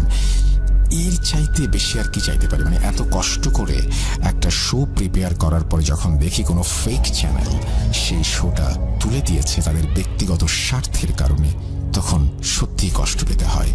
আপনারা সচেতন, সে কারণে আপনারা, আমি জানি যে এইরকম কোনো ফেক চ্যানেলের মাধ্যমে আমাদের শো শুনবেন না, কারণ সবকিছু এখন অ্যাভেলেবেল সব জায়গাতেই, আমাদের চ্যানেল এবং আমাদের স্বাধীন মিউজিক অ্যাপ সব জায়গাতেই এটা আপনি চাইলেই পাবেন। সুতরাং অন্য কোথাও যাবার তো কোনো দরকার আমি অন্তত দেখি না। যাই হোক, আমি চলে যাব আমাদের পরবর্তী ঘটনায়। আশা করছি এই ঘটনাটি আপনাদের ভালো লাগবে। যদি ভালো লাগে অবশ্যই আমাকে জানাবেন, যেভাবে লেখা আছে আমি সেভাবেই পড়ে শোনানোর চেষ্টা করছি। ঘটনাটি যিনি পাঠিয়েছেন তিনিও পড়ে শোনানোর অনুরোধ করেছেন। তারপর তিনি লিখছেন, আসসালামু আলাইকুম রাসেল ভাই, কেমন আছেন তা জানতে চাইলাম না। ওকে রাসেল ভাই, যে ঘটনাটা আজকে বলবো এই ঘটনাটা আসলে একজন মানুষের বলা, যিনি আপনার এই ধরনের কাজকর্ম করেন, মানে মানুষের এই পজেশন ছাড়ান, জিনভূত ছাড়ান, ওনার ঘটনাটা একটু ডিফারেন্ট ভাবে বলি। ওনার মুখ থেকে শোনা যে উনি একবার দুপুরবেলা শুয়ে আছেন আর কি, এই সময় ওনার কাছে আর কি একজন আসেন, একজন মানে বৃদ্ধ লোক এসে বলেন যে আমি আপনার কাছে আছেন, অমুক আছেন কিনা পাশে, আপনি কি করছেন, এসে আপনার সাথে কথা বলতে চাই, আপনি কি ব্যস্ত বা এসে? তো উনি বলেন যে না আমি আছি, কি ব্যাপার? বলে যে আমি আপনার কাছে এসেছি একটা সমস্যা নিয়ে, যে আমার ছেলে সে অনেক অ্যাবনর্মাল বিহেভিয়ার করে, আমি শুনেছি আপনি এই ধরনের জিনিসের চিকিৎসা করেন, তো আমি মানে ওর ব্যাপারটা নিয়ে আপনার সাথে আলোচনা করতে চাই। তো উনি বলেন যে দেখেন আমি চিকিৎসা করি, মানে এটা আমার পেশা ঠিক না, এটা আমি মানুষের উপকার করি, মানুষের হয় মানে মানুষের অনেক প্রয়োজন হয়, আমার আলাদা প্রফেশন আছে, আর এটা হচ্ছে আমি এক্সট্রা করি। তো বলে যে না মানে আমার বাসায় মানে আমি তো আসলে অন্য ধর্মাবলম্বী, আপনার ধর্ম আমার ধর্ম এক না, রিলিজিয়ন, বাট তারপর আপনার কথা শুনে আমার ইচ্ছা হয়েছে আপনার সাহায্য নেই। আমার পরিবারে যদিও সেটা মানে না খুব একটা, যে অন্য কোনো ধর্মের কাউকে নিয়ে আসা, বাট স্টিল আমি চাই যে আপনি একটু থাকেন সেরকম সময়। আচ্ছা। তো উনি বলে কি সমস্যা আপনার ছেলের? মানে আমার ছেলের সমস্যাটা একটু অন্যরকম। সে একটা বিশেষ ইনসিডেন্টের পরে সে ডিফারেন্ট হয়ে যায়, এবং তারপর থেকে তার মধ্যে উদ্ভট সব আচরণ ভর করে। সে পাগলের মতো আচরণ করে, মাঝে মাঝে এমন কিছু করে বসে যেটা নাকি সাধারণভাবে সে করতো না বা সাধারণ মানুষও করে না। তো উনি বলতেছে যে কি করেন আপনার ছেলে? আপনার ছেলে তো সাধারণ কোনো মানসিক সমস্যা হতে পারে। বলতেছে না, মানসিক সমস্যা ঠিক না, ওর জিনিসটা মানসিক সমস্যার মতো না, জিনিসটা আমাদের কাছে মনে হয় যে, এবং আমাকে বলেছে মানে ওনাদের যারা চিকিৎসা করেন তার মধ্যে একজন ওঝা টাইপের, তিনি বলেছেন যে তাকে আত্মা পজেস করেছে, মানে আত্মা তার উপর ভর করেছে। তো বলে সে কি করে? বলে যে ধরেন রাতের বেলা হঠাৎ করে গোঙাতে থাকবে, এবং সে পাগলের মতো অবস্থা, তাকে এখন আটকেই রাখতে হয় আমাদের। গোঙাতে থাকবে, ঘরের মধ্যে উঠে মানে দেখা যাচ্ছে যে এমন কিছু ভাঙচুর করে মানে বলার মতো না, তাকে পাওয়া যায় না, মাঝে মাঝে মানে উধাও হয়ে যায়, এরকম একটা জিনিস। আচ্ছা। তো যাই হোক, উনি বলে আচ্ছা ঠিক আছে, ওই লোকটার বিশেষ রিকোয়েস্টে উনি রাজি হয় একসময় যে ওনার বাসায় যাওয়ার জন্য। তো যেটা হয়, উনি বলে যে কি ব্যাপারে? বলে যে আমাদের একটা মানে ক্ষণ আছে, কাল ক্ষণ, মানে যে সময় আমরা এই চিকিৎসাটা করি, এরকম একটা সময় আপনি আমাদের এখানে একটু প্রেজেন্ট থাকবেন আমার সাথে। তো ওনাকে অনেক রিকোয়েস্ট করে, তো উনি যায়। তো যে দেখে রাতের বেলা একটা বাসাটা আপনার মানে ঢাকার একটু রিমোট অঞ্চলে, সেখানে তো ঢাকার মধ্যে আর কি একটু মানে একটু অন্য সাইডে, ঢাকার ইশারা।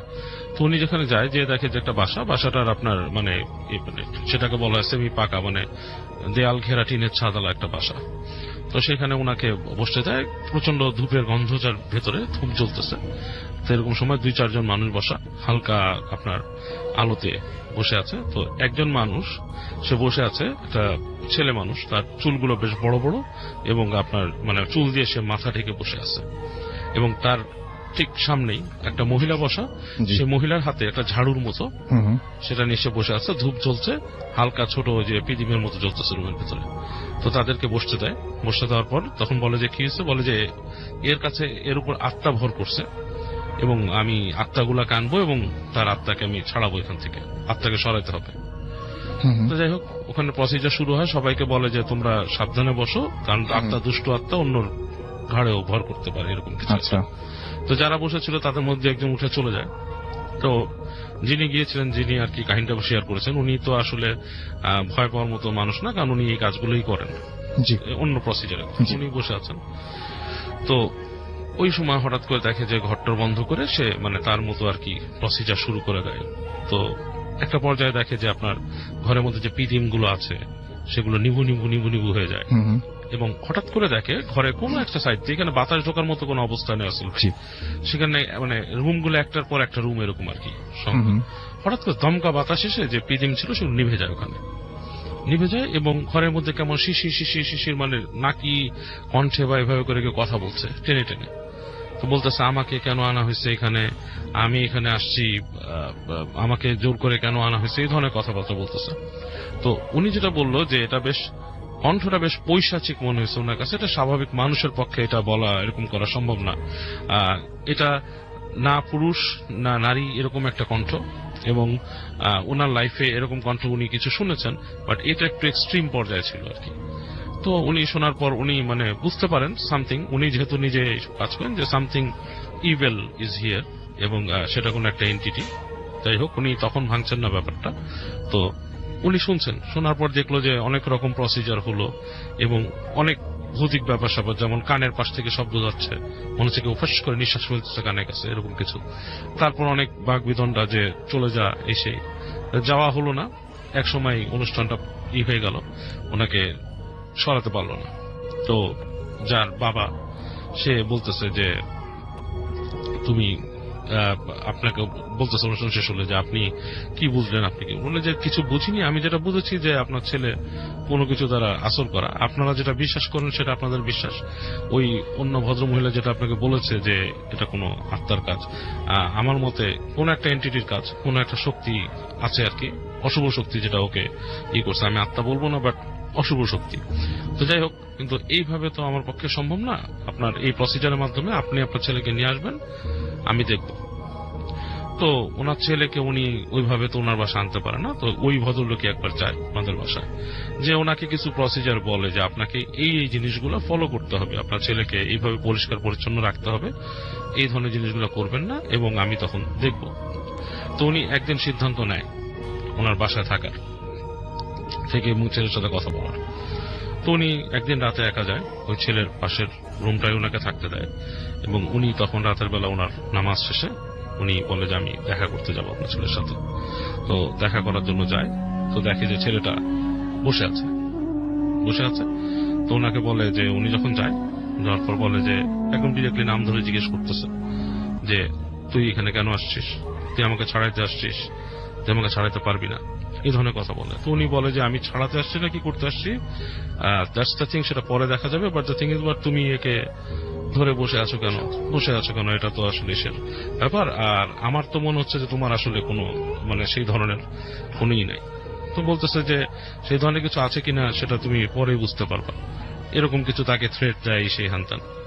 তো যাই হোক, উনি দেখে যে অনেক বিদঘুটে আচরণ করে এসে, তো উনি যেটা করে উনি ওনার দোয়া পড়া বা যেগুলো করার ওনার যে প্রসিজার গুলো সেগুলো ওই ছেলেটার সাথে করে, এবং করার পর ছেলেটা মোটামুটি দেখা যাচ্ছে ওই সময় বেহুশ হয়ে পড়ে যায়, তার ভেতরের যে ইটা কমে যায়। তো এরকম উনি ওই দিন তাকে ঝেড়ে আসে, এরকম আরো দিয়ে একদিন ঝাড়ার পরে ছেলেটা একটু নর্মাল স্টেজে যখন আসে কিছুদিন পরে, এটার মধ্যে রাসেল ভাই তাদের মধ্যে এই ধরনের এগুলো খুব বোরিং প্রসিজার বলা। তো যেটা হয় কয়েকদিন পরে ছেলেটা একটু স্বাভাবিক পর্যায়ে চলে আসে, পাগলামিও কমে যায়। আচ্ছা। এবং উনি তখন ওই ছেলেটাকে একটা সুস্থ মোমেন্টে জিজ্ঞেস করে যে তোমার কি হয়েছে, না how did you become like this, তোমার বাবা মা যতটুকু মনে করতে পারে তোমার ব্যাপারটা, তোমাকে গ্রামে গেছিলা তুমি, এবং তোমাকে হঠাৎ করে রাতের বেলা মানে ভোরবেলা তোমাকে পুকুর পাড়ে পাওয়া যায়, এরপর থেকেই তোমার এই অবস্থা। তো ছেলেটা তখন বলে যে হ্যাঁ আমার মনে আছে, যে আমার কিন্তু আমি ভুলে গেছিলাম বাট আমার এখন মনে আছে। এটা হচ্ছে ঘটনা, কিন্তু এখান থেকে শুরু রাসেল ভাই। ছেলেটা যেটা তাকে বলে ঘটনাটা, যে আমি যখন গ্রামে যাই, মানে সেই ছেলেটা উনি বলতে চাচ্ছেন তার মতো করে আপনি বলছেন, সে বলতেছে আমি যখন গ্রামে যাই তখন আসলে আমি গেছিলাম যে বেড়াতে, আমার পরীক্ষা শেষ, এসএসসি পরীক্ষা শেষ তখন, মানে আমি একদমই ইয়াং, আমি তখন গ্রামে বেড়াতে গেলাম, এবং আমার ইচ্ছা ছিল যে আমার চাচা বাড়ি কাকা বাড়ি, তাদের যে কাকা হয় নাকি জ্যাঠা বলে তারা বলে তাদের সাথে দেখা করা হয় ফ্যামিলিতে। তো আমি যখন নাকি এসে নামি তখন প্রায় সন্ধ্যা হয়ে গেছে, মানে একদম গধূলির মতো সময়, নৌপথে গেছিল আর কি। তো ওখান থেকে নেমে আমি হেঁটে হেঁটে আসতেছি, তো হঠাৎ করে একটা ইসের কাছে দেখি একটা মানে এরকম রাস্তার পাশে বসে আছে তার বন্ধু স্বপন নামে তার একটা ফ্রেন্ড ছিল, স্বপন বসে আছে। তো স্বপনকে দেখে আমি বললাম যে কিরে তুই এই গধূলির সময় সন্ধ্যার সময় এখানে বসে আছিস কেন, কি ব্যাপার? সে বলল যে আমি বসে আছি, আমি মনে করছিলাম তুই আসবি। আমি আসবো এটা তুই কেমনে জানলি? তো তোর জানার কথা না, আমি আসতেছি তুই কেমনে? যাই হোক, তাদের মধ্যে স্বল্প ছোটখাটো কথাবার্তা তারা হাঁটা দেয় ওখান থেকে, এবং হাঁটতে হাঁটতে বেশ অন্ধকার হয়ে যায়, একসময় মানে অন্ধকার নেমে আসে। তো যেখান থেকে আসতেছে রাসেল ভাই ওই নদীর ঘাট থেকে তাদের বাসাটা বেশ অনেক দূরে। তো ওর মধ্যে একসময় চিন্তা হয় যে আমি যে পুরো রাস্তা দিয়ে আসতেছি, আমার পরিচিত মানুষ কাউকে দেখলাম না, এত দূরে নদীর কাছাকাছি স্বপন এসে বসে আছে, কেমন ব্যাপার স্যাপার। এবং স্বপন তার সাথে কথাবার্তা কম বলতেছে। এমনি গল্প করতে করতে স্বপন তাকে বলে, তখন রাত হয়ে যায়, চাঁদ উঠে গেছে, তখন বলতেছে যে আমাদের এখানে ওদের বাসার ওই যাওয়ার সময় একটা পুরানো বাড়ি পড়ে, জমিদার বাড়ি। তো বলে যে ওই জমিদার বাড়ি একটা বদনাম আছে যে জমিদারের ছেলে জমিদারের মেয়ে একটা ছেলের সাথে প্রেম করতো ওখানে, এবং জমিদার তো সেটা মেনে নিবে না, সাধারণ ফ্যামিলির একটা ছেলে, তো তাদের বিয়ে হয় না আর কি। তো মেয়েটা যেটা করে যে ওদের এই জমিদার বাড়ির ছাদ থেকে ওই একটা ফোয়ারা আছে, ওই ফোয়ারার মধ্যে লাফ দিয়ে পড়ে আত্মহত্যা করে আর কি। এবং ওই মেয়েটা মরার পরেই জমিদার আর কি আস্তে ধীরে পরে ভারতে চলে যায় আর কি। তো ওই বাড়ির পাশ দিয়ে আসতেছে, এবং ওইটা এখন পুরাই মানে পরিত্যক্ত সম্পত্তি ছিল আর কি, ওইটাতে কেউ থাকে না, ওইটা এমনি পড়ে রয়েছে। তো ওকে যাচ্ছে, তো ওই জমিদার বাড়ির পাশ দিয়ে যেতে হয়, পাশে একটা উঠানের মতো আছে, উঠানের মাঝখান দিয়ে যেতে হয়। তো ওকে বলতেছে যে যখন ওখানে আসছে এসে বলতেছে ও একটু দাঁড়া, এখন দাঁড়াই, দেখ আকাশে চাঁদ উঠছে, খুব সুন্দর লাগতেছে, শান বাঁধানো ঘাটটাও সুন্দর অনেক। তো ও দেখে বলতেছে হ্যাঁ খুবই তো সুন্দর। তো বলতেছে যে বিড়ি খাবি নাকি? তো বলতেন না আমি বিড়ি খাবো না। হ্যাঁ, তো তারা আছে গল্প করতেছে টুকিটাকি কথা। তখন বলে যে তুই জানিস যে এখানে যেরকম মানুষ মারা গেছে, হ্যাঁ, তার আত্মা এখানে ঘুরে ফিরে। ওকে এটা বলতেছে। ও বলে কিসের আত্মা? এই আত্মা ফাত্মা এগুলো আমি বিশ্বাস করি না, আর এগুলা কিছুই নেই, হ্যাঁ, আজই আমাকে ভয় দেখানোর চেষ্টা করিস না। তো বলতেছে না তুই এখানে তো ভয় পাবি এখানে থাকলে। তর্ক বিতর্কে সে বলতেছে যে আমি এখানে এমনি রাত কাটাইতে পারি, আমার কোনো ভয় নেই, মানে যে নাকি ইসের থেকে আসছে বলেছিল। তো বলে তুই রাত কাটাতে পারলে তুই এখানে 2 ঘন্টা একা থেকে দেখা, আমি ওখানে আছি। তো বলে যে তাহলে বাজি কি করবি, মানে একটা বাজি লাগে দুজনে, লাগার পরে বলে আচ্ছা ঠিক আছে আমি থাকবো। বলে যে ওইখানে যাবি, উপরে রুমটাতে উঠবি, উঠে খুলে ওখানে থাকবি, তাহলে দেখবি এসে। তো ও ওই বাজি অনুযায়ী ও উপরে উঠে চলে যায়। উপরে উঠে সেই এই করিডোর ধরে ওই রুমেই যায়। রুমে যে দেখে যে দরজাটাও খোলা, দরজা লাগানো নাই, দরজাটা জাস্ট ভেড়ানো। তো ওইটা সরায় রুমে ঢুকে দেখে বেশ পুরানো হয়ে গেছে, একটা সোদা গন্ধ ভেতরে, বিছানার মধ্যে কিছু নাই। এসে তো বসে থাকে বিছানার মধ্যে, বসে চিন্তা করতেছে যে আমি ইসের থেকে মানে আসলাম, কি ব্যাপার, এসে দেখা ওর সাথেও দেখা হলো, স্বপনের সাথে যেটা দেখা হওয়ার কথাও না। হঠাৎ করে ও শুনতেছে যে ওর কানের কাছে কেউ এরকম করে বাতাস দিচ্ছে, কানের কাছে তাকায় দেখে কেউ নেই। আবার দেখছে মনে হচ্ছে কেউ হাঁটতেছে বারান্দার মধ্যে, ফিস করে, মানে পা টেনে টেনে হাঁটতেছে, এরকম শব্দ। এখন ও চিন্তা করতেছে রাত হয়ে গেছে এবং চাঁদও মেঘে ঢেকে গেছে, বেশ অন্ধকার। তখন ওর রাসেল ভাই ভয় লাগা শুরু করছে, মানে গা ছমছম করা শুরু করছে যে বাসাটায় কেউ নাই, এবং পুরো বাসাটা মনে খা খা খা খা করতেছে পুরো জায়গাটায়, এবং ওই কানে কাছে বাতাস। এদিকে ও চিন্তা করতেছে যে 2 ঘন্টা সময় তার সে দিয়ে আসছে, 2 ঘন্টা না থাকলে নিজেও ভীতু প্রমাণিত হবে আর কি। তো সে ওখান থেকে মানে ওই রুম থেকে আস্তে করে হেঁটে বেরোয় দেখে কেউ নেই, আবার যে বসে। তো যখন বসে আছে হঠাৎ করে ওর মনে হয় যে ওর পায়ের মধ্যে হঠাৎ করে মানুষের একটা স্পর্শ, এটা তো সে ভয় পেয়ে যায়, তাকায় দেখে কেউ নাই। এবং একটু পরে দেখে যে মানুষের ওই যে হাসাহাসি যে কথা মানে করতেছে এরকম একটা শব্দ, মানে নিচে, এবং নারী কণ্ঠের। এবং এটা শুনে সে মনে করেন যে বেশ ভয় পায় যে নিচে এখানে কে, মেয়ে মানুষের কণ্ঠ। তো উঠে সামনে যে ওই যেখানেটায় দেখে যে খাট ছিল আর কি, ফোয়ারা ছিল যেখানে, ওই জায়গায় মানে একটা ইসের মতো জল, মানে একটা ওটার কি বলে চৌবাচ্চা টাইপের আর কি।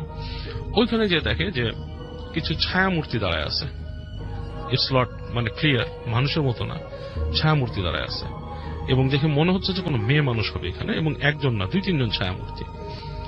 এটা দেখে ও খুবই ভয় পেয়ে যায় রাসেল ভাই। ও দৌড় দেয় ওখান থেকে, এবং দৌড় দিয়ে সিঁড়ি দিয়ে নামে, কোনো হাতছায় পাছড়ায় নামে পড়তে সে দৌড় দেয়, মানে পড়েও যায় আবার দৌড়ায়, এরকম করতে সে দৌড়ায় যে দেখে বেশ অনেক দূর দৌড়ে যায়, গ্রামের ওই পথ দিয়ে দৌড়াইতে থাকে সে।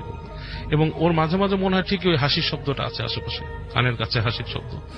দৌড় দিয়ে আস্তে আস্তে আস্তে দেখে যে পুকুরের পাড়ে ওর ফ্রেন্ডটা বসে আছে। তো বসে আসার পর ও দৌড় দিয়ে যায়, যে বলে যে এই ওট ওট, তোর বলতেছে কেন, কি হচ্ছে, তুই ভয় পেয়েছিস? বলে যে হ্যাঁ। বলে কি দেখে ভয় পেয়েছিস? বলে যে এরকম এরকম আসছে। তো দেখো ওই ফ্রেন্ডটা হাসা শুরু করছে। হাসতে হাসতে ফ্রেন্ডটা বলে যে তুই যদি জানতি যে এই পুকুরে আমারও চুবায় মারছে কয়েকদিন আগে।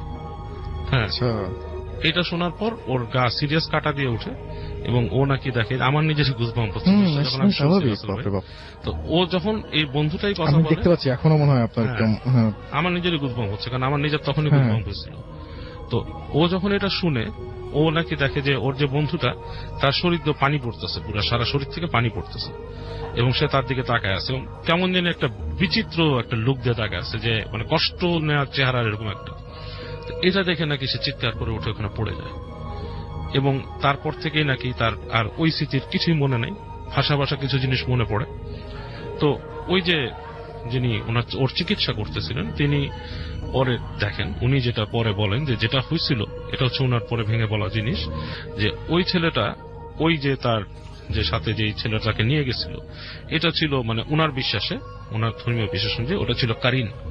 কারিন হচ্ছে একজন আপনি মানুষ, বহুদিন আগে কিন্তু এই সম্পর্কে অনেক কিছু অনেক বলেছিলেন কিছু বলি একবার। যে প্রত্যেকটা মানুষের সাথেই তাদের সেটাই। কারিন থাকে। আমাদের ধর্মেও বলা আছে জি যে প্রত্যেকটা মানুষের সাথে একটা করে জিনা সাইন থাকে, এবং সেটা মানুষকে যত মানে তার রিপুর যে বাজে দিক কাজগুলো সেটাতে সাইন করে, মানে মানুষকে উদ্বুদ্ধ করে।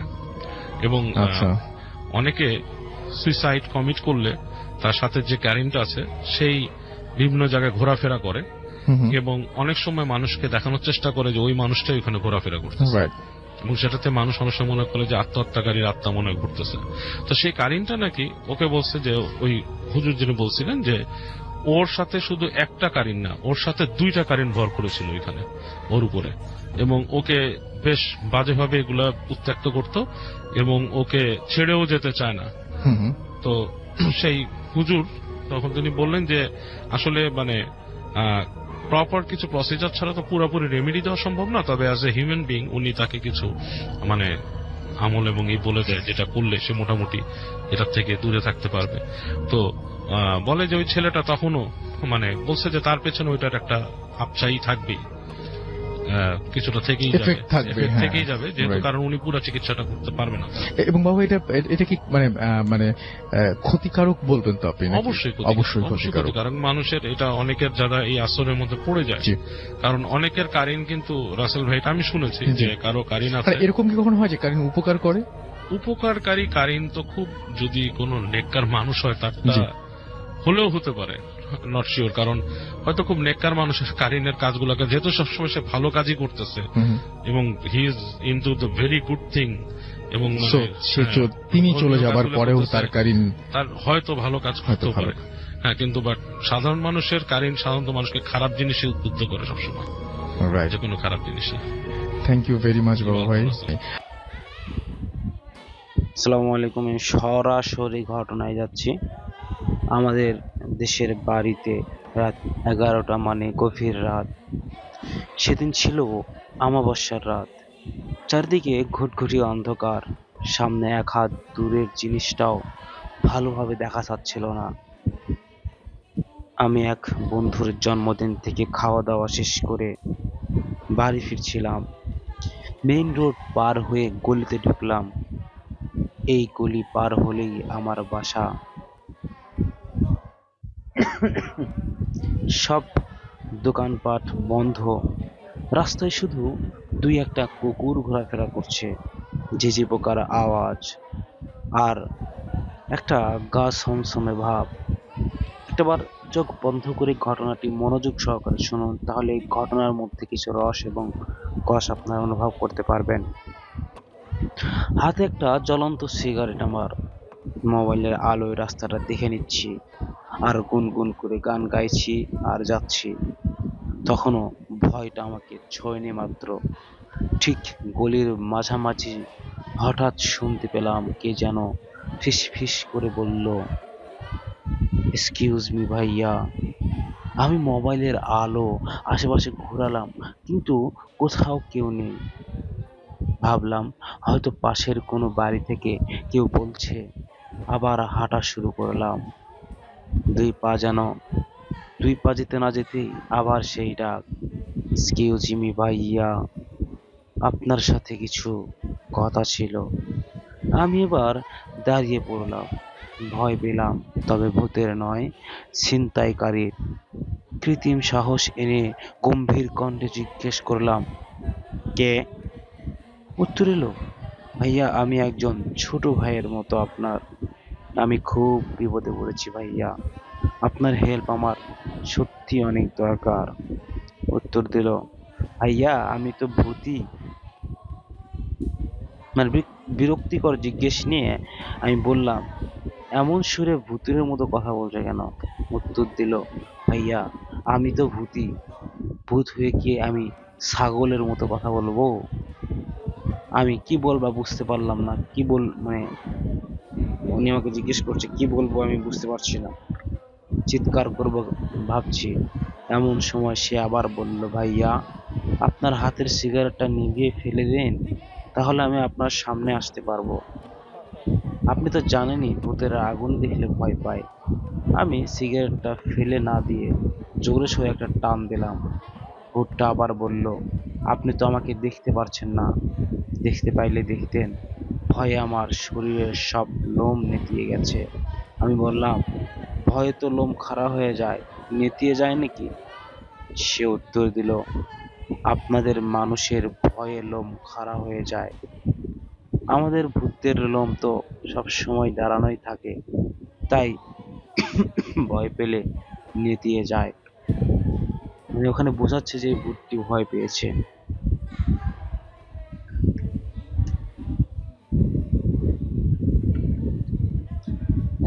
ঘটনাটি আমি আর একটি ঘটনা বলবো। আসসালামু আলাইকুম। এটি আমার এক বন্ধুর ফুপুর বাড়িতে যাওয়া বা ফুপুর বাড়িতে ঘটে যাওয়া সত্য একটি ঘটনা। তখন গ্রীষ্মের ছুটি চলছিল। বন্ধুটি শহরে থাকতো, তাই গ্রামের পরিবেশ খুব ভালো লাগতো তার। ফুপুর বাড়িতে প্রথম দিন ভালো কাটলেও দ্বিতীয় রাত থেকেই সমস্যা শুরু। রাতে খাওয়া দাওয়ার পর তার ঘরে শুয়ে আছে, হঠাৎ শুনতে পেল যেন কেউ নুপুর পায়ে দিয়ে ঘরের বাইরে পায়চারি করছে। প্রথমে সে ভাবলো মনের ভুল, কিন্তু শব্দটি বন্ধ না হওয়া পর্যন্ত একটু একটু ভয় পেয়ে সে তার ফুপুকে ডেকে তুলল। ফুপু ঘরে আসার পরেও ঘটনাটি একটা শব্দ আসছিল, কিন্তু ফুপু বললেন যে তিনি কিছু শুনতে পাচ্ছেন না, হয়তো ঝিঝি পোকার ডাক শুনছে। এবং আহ, এই নুপুরের সাউন্ড কোথা থেকে আসছিল, এটাই একটা টেনশন। পরের রাতে এসে ভয়ে ফুপুর সাথেই ঘুমালো।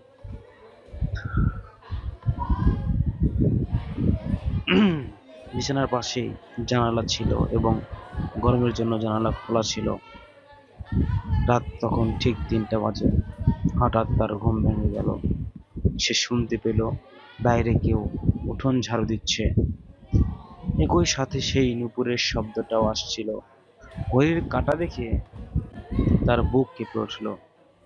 এক- এক রাতে এত রাতে কে উঠান ঝাড়ু দিচ্ছে? সে আস্তে করে জানালা দিয়ে বাইরে তাকালো এবং একটা মহিলার মুখ দেখতে পেল। বন্ধুটির শরীর দিয়ে ভয়ে এক শীতল স্রোত বয়ে গেল। মহিলাটির মুখ সম্পূর্ণ ঝলসে যাওয়া, আর অক্ষির কোটের কোনো চিহ্ন ছিল না। মহিলা তাকে দেখে হাসতে লাগলো, হা হা করে। সেই হাসি দেখে ভয়ে চিৎকার দিয়ে সঙ্গে সঙ্গে অজ্ঞান হয়ে গেল। জ্ঞান ফেরার পর সে জানতে পারলো সে 4 দিন ধরে অচেতন ছিল। সকালে ফুপুরা মসজিদে একজন হুজুরকে ডেকে এনে হুজুর বলেছেন, যে বাড়ির পাশে বাঁশঝাড়, এখানে একটি খারাপ জিন আছে। যে বন্ধুটিকে পছন্দ করে সে তাকে নিয়ে যেতে চেয়েছিল। হুজুর তাকে একটা তাবিজ দেয়, সাবধান করে দিয়েছিলেন যে সেটি যেন সে কোনো দিন না খোলে। যদিও বন্ধুটি এসব বিশ্বাস করতো না, তবুও আজ মাঝে মাঝে সেই নুপুর পায়ে হাঁটার শব্দ শুনতে পায়। সেই ঝলসে যাওয়া মুখ আর নুপুরের শব্দ তাকে আজও রাতে একা থাকতে সাহস দেয় না। লিসেনার, যারা আমাদের সম্পূর্ণ ঘটনা শুনলেন তাদেরকে অসংখ্য অসংখ্য ধন্যবাদ। আজকের ঘটনাটি এতদূর পর্যন্তই ছিল। যারা আমাদের সাথে ঘটনা শেয়ার করতে চান অবশ্যই ঘটনা পাঠাতে পারেন। বিদায় নিতে হচ্ছে। আসসালামু আলাইকুম।